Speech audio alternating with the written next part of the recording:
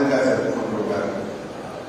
ముఖ్యంగా మన మెదక్ చర్చ్ 100 సంవత్సరాలు పూర్తవుతున్న సందర్భంగా ఈ వేడుకల్లో పాల్గొనడం నాకెంతో సంతోషంగా ఉంది.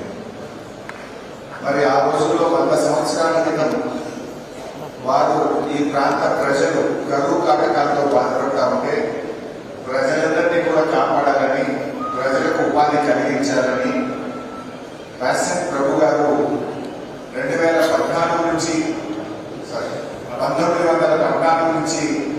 1924 వరకు 10 ఏళ్ల కాలంలో ఆ రోజుల్లో ఏషియా సెకండ్ లార్జెస్ట్ చర్చ్ మన మెదక్లో వారు నిర్మించడం నిజంగా ఎంతో సంతోషంగా ఉంది. మెదక్లోనే ఏషియాలో అతిపెద్ద చర్చ్, రెండవ చర్చ్ మన దగ్గర ఉండడం అనేది ఇది మెదక్ ప్రజలకే కాదు, యావత్ తెలంగాణ ప్రజలకు ఎంతో గర్వకారణం. వారి గ్రాండ్ చిల్డ్రన్ అంత దూరం నుంచి వచ్చి ఈ 100 సంవత్సరాల వేడుకలో పాల్గొనడం నిజంగా చాలా సంతోషం. వారికి మనస్ఫూర్తిగా నేను అభినందనలు తెలియజేస్తా ఉన్నాను.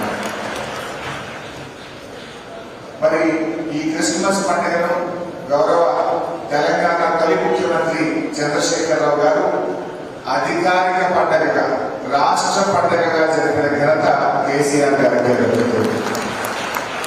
క్రిస్మస్ తర్వాత రెండవ రోజు బాక్సింగ్ డేను కూడా సెలవు దినంగా ప్రకటించి 2 రోజులు అత్యంత ఘనంగా ఈ పండుగ జరుపుకోవడానికి కేసీఆర్ గారు చేసిన కృషి కూడా మీ అందరికీ తెలుసు.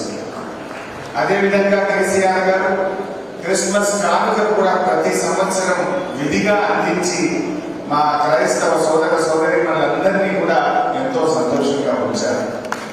మరి మెదక్ చర్చ్ 100 ఏళ్లు పూర్తి చేసుకున్న ఈ శుభ సందర్భంగా అత్యంత ఘనంగా జరుగుతున్న ఈ వేడుకల్లో మాకు పాల్గొనే అవకాశం కల్పించి మమ్మల్ని దీవించినందుకు మా యొక్క హృదయపూర్వక కృతజ్ఞత అభినందనలు, ధన్యవాదాలు తెలియజేస్తున్నాను.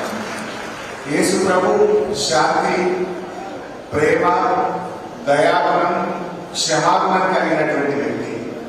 మరి ఆ తరహాలోనే మన పాలకులు, మన ప్రాంతం, మన దేశం అంతా కూడా ఇంకా ఎంతో శాంతితో, సామరస్యంతో, ప్రజలు కుల మతాలకు అతీతంగా అందరూ సంతోషంగా జీవించాలని, ఇంకా ఈ ప్రాంతం మరింత అభివృద్ధి చెందాలని ఆ యేసు ప్రభు దీవెనలు ఈ ప్రాంత ప్రజలందరికీ ఎల్లవేళలో ఉండాలని ప్రార్థిస్తూ అందరికీ నమస్కారం.